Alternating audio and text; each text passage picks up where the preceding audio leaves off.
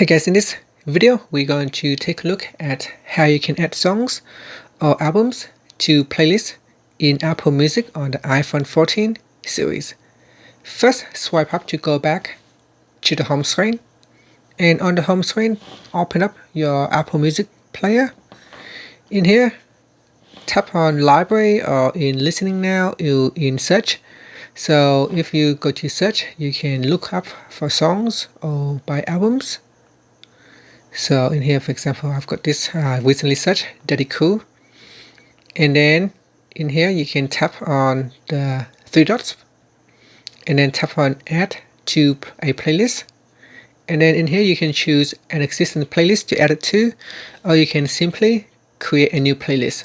Now I'm going to choose an existing playlist, so I tap on that playlist and the song has now been added to the playlist. Okay, so if I go to my library and say I want to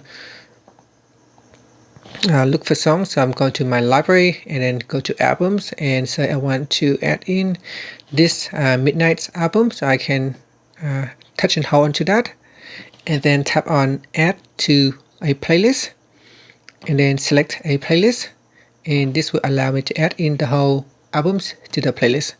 So say that some of these songs are already in the playlist. Do you want to add again or skip? I'm just going to tap on skip for now, and that is how you can add in the whole album to the playlist.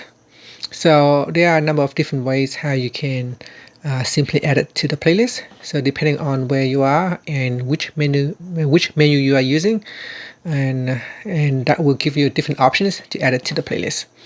So say if I open up a songs and I'm playing a songs right here, so in my music player, right here, right now, I can add in to my playlist.